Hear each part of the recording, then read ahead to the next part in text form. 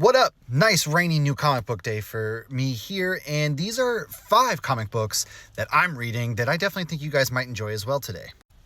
Kicking it off, man, Absolute Wonder Woman number 8, the new arc starts here. I am absolutely so in love with Absolute Wonder Woman and what Kelly Thompson and Hayden Sherman and Jordie Bellaire are doing and Becca Carey on the letters are doing in this issue and this entire run, really.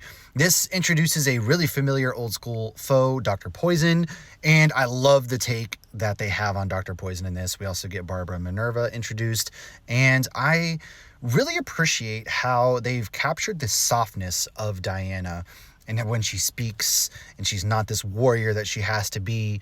And so this book for me, the art is amazing. The story is doing absolute wonders. Kelly Thompson is absolutely crushing this run. And so that one, first and foremost, make sure you pick it up. All right, next up, Ghost Machine Image Comics are out. Hyde Street issue 6. Francis Portela, Brad Anderson, Ivan Reis, Jeff Johns, Rob Lay, Danny Meekie's helping with the covers. This is an excellent, probably one of my favorite horror runs that I've read in recent years. Legitimately, I love that now we're setting up this. First and foremost, Pranky is the most annoying character on earth, and it's in a good way. I absolutely loathe this kid. I want to go to Hyde Street and beat this kid down myself. He is such an a-hole, but it's testament to what Jeff is writing here, and it's so well done, and the artwork is phenomenal. And this one plays into like a lot of real world things, such as, the bystander not, passing blame and all of that kind of stuff, and how tourists are just so wrapped up within themselves at the same time. There's a lot of real world bits in here. The artwork is phenomenal, and now we're setting the stage for this showdown that's going to be going down. Mr. X-Ray's out here recruiting his Hyde Street Avengers, if you will. Make sure to grab that one. Mr. Terrific Year 1 from Al Letson, Valentine. Mr. Terrific Year 1 from Al Letson, Valentine Delandro, Marissa Luis, Edwin Gallman. Dude, this book, I've never really been too well read on Mr. Terrific, and this kicks off, issue 1 in their all-in series, so let's give it a read. Honestly, really impressive.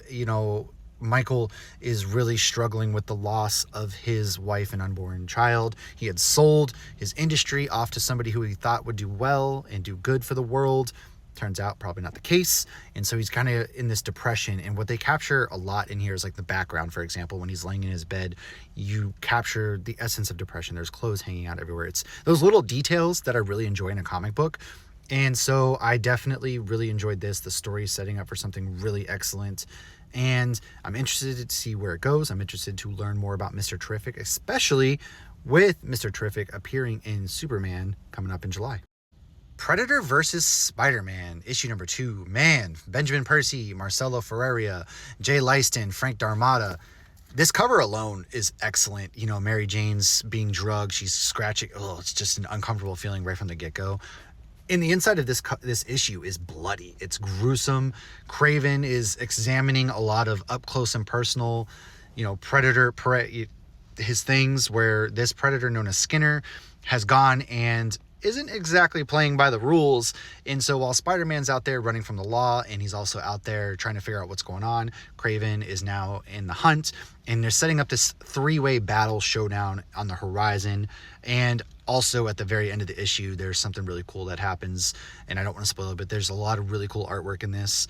I'm loving what Benjamin Percy does. He adds so much lore to the Predator franchise. He's adding a lot of depth and lore. While yes, this is a Marvel, this is, Spider-Man, at the same time, he is adding some things and bits and pieces to the Predator franchise and the Predator lore, like I said. So honestly, I would just, Benjamin Percy, if he wants to write Predator franchises for the rest of, while I'm alive at least, would not complain in the slightest.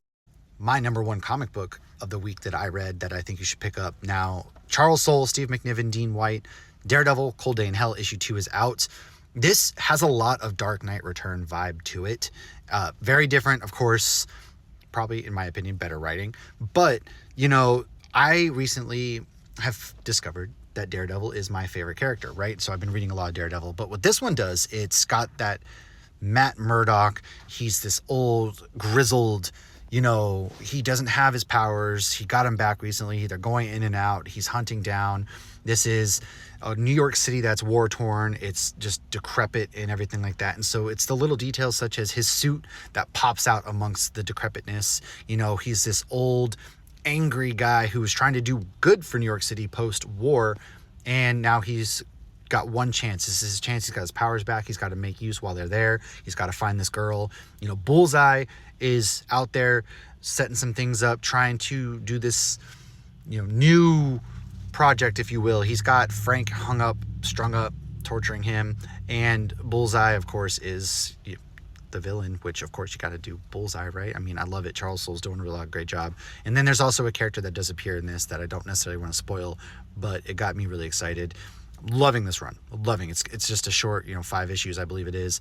And honestly, man, it is so damn good. Like I said, it's giving me Dark Knight Return vibes, which I think people might pull from that, but this is going to be an instant classic. Easily. But there's so many other good comic books out there today, man. There are just a plethora of comics out there that go to your local comic book shop, find that creator, that artist that you love, find that cover that you love, dive in. You can dive in anywhere with comic books and work your way back. Don't be afraid to just dive in somewhere. Every single comic IDW, boom, everybody out there is doing really good stuff right now. We're truly in a great time for comic books. So go check these out and let me know what you're picking up.